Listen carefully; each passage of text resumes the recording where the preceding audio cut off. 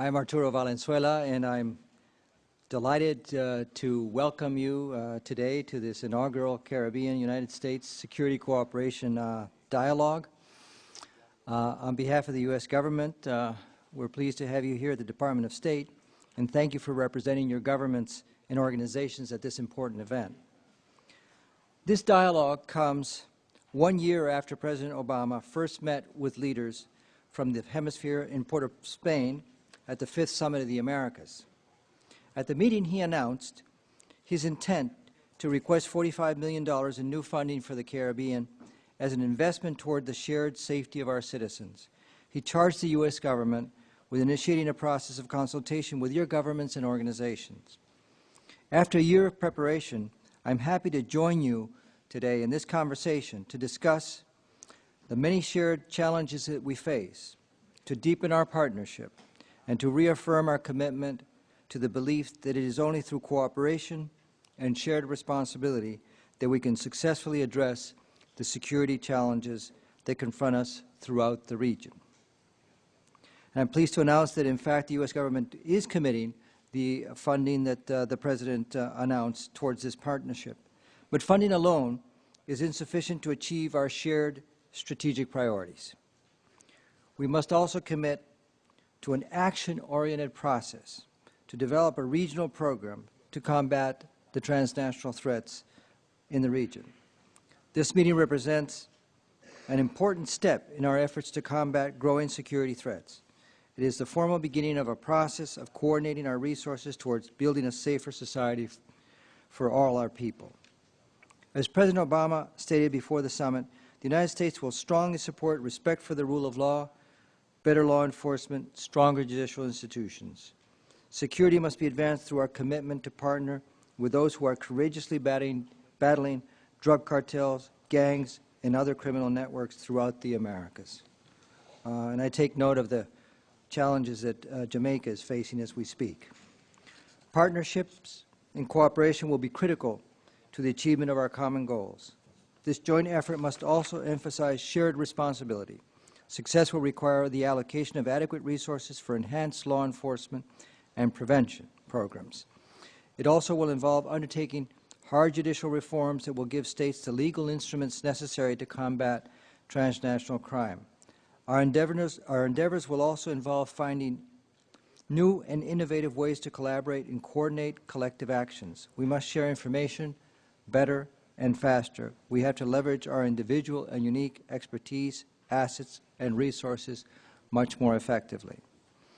With this in mind, the U.S. recognizes that we cannot reasonably expect to limit the flow of illicit drugs to the United States on a sustainable basis without further reducing domestic demand. Secretary Clinton noted, "We know very well that the drug traffickers are motivated by the demand for illegal drugs in the United States, that they are armed by the transport of weapons from the United States." The United States has made some important gains in reducing illegal drug use. Between 2006 and 2008, regular cocaine use dropped by 1/3 for people in the age bracket most prone to using it, and fewer young people are trying cocaine for the first time. We place great importance on ensuring full U.S. interagency support for all of our citizen safety initiatives, so our domestic agencies may consider what more can be done here in the U.S. to improve Caribbean safety. The Office of National Drug Control Policy, as you know, has recently announced a very important sort of framework agreement that embodies all of these dimensions that I have referred to. We recognize the security challenges facing the region. They are non-traditional and transnational. Organized crime, drug trafficking, arms trafficking, violence, trafficking in persons, and terrorism are increasingly threatening the stability of the region. Beyond narrow police and military responses, we must find ways to incorporate the whole range of local, national, and regional institutions, multilateral organizations, and civil society into our efforts to combat rising crime rates. With broader participation, expanded coordination, and partnerships, we will be more capable of combating these threats while maintaining full respect for democratic principles and human rights. It's not enough to recognize that violent crime is detrimental to our societies. We must also acknowledge and act to address many of the root causes of violence and crime that afflict us.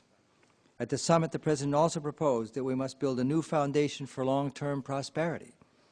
This means bolstering social programs to support economic growth and investment by building capacity of the region's workforce, private sector, and local institutions. Without personal safety, fear of crime and violence trumps economic opportunity, exacerbates poverty, and fosters greater social exclusion. We know when security concerns dominate local communities and even whole countries, foreign and local investors also look elsewhere. Without real economic growth and opportunity, communities lack the jobs to offer young people and alternatives to joining a gang. And the false appeal of drug trafficking and crime often provides the only tangible substitute for a life of poverty. Security concerns are increasingly being articulated as the number one concern, as we all know, of the citizens in our region, in the whole hemisphere, in fact. We recognize the interconnectedness of narcotics trafficking, transnational organized crime, terrorism, and other local forms of crime that threaten the security of people, in particular in the Caribbean. We further recognize that transnational crime is linked in a vicious cycle, as I said earlier, to these weak institutions and a lack of social and economic opportunity. So it's in this atmosphere and with this knowledge that we come together to discuss how we can work in a spirit of genuine partnership and co-responsibility to defeat the threats posed by the illicit trafficking of drugs and guns, transnational criminal organizations, and associated crime. Through this dialogue, we will have a concrete platform of partnership to fight transnational threats.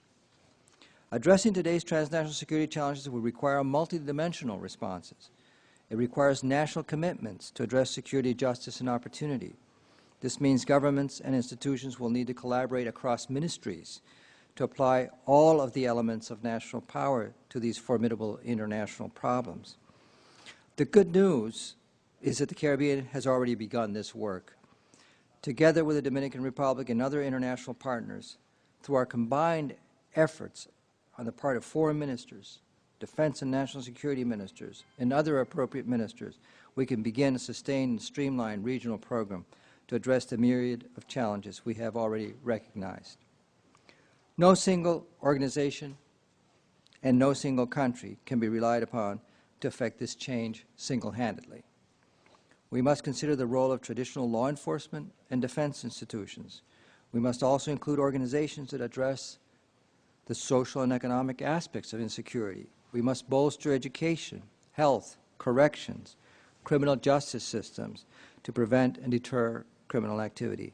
Our intelligence and police, with the support of armed forces, will be in the forefront, but they must be supported by finance, economic ministers, legislative committees, public prosecutors. All are needed, and all must be involved for the success of our common efforts. CARICOM member states have demonstrated the power and potential of democracy to accomplish these goals. I'm also of the opinion that as partners, we can establish the diplomatic and political space necessary to foster, again, a genuine dialogue of cooperation, collaboration, mutual commitment to turn today's challenges into catalysts for building more secure and prosperous futures for our countries. We are committed to defeating the crime and violence that are plaguing all of us. But none of us, as I said before, can do it alone. To be successful, we must fight together and extend a hand to partners to assist in this fight. Transnational threats require transnational solutions. I look forward to hearing from my counterparts today, from all of you, and I again want to welcome you to Washington and the State Department and congratulate you for all the hard work that you have put into this in preparation for this meeting today. I know that we've had at least 4 previous preparatory meetings, and I'm very grateful for the hard work that went into those preparatory meetings. So without further ado, I will again thank you for coming. And at this particular point, I would very much like to invite my colleague, Dr. Errol Court, the Minister of National Security of Antigua and Barbuda, who will also address you this morning. Thanks very much.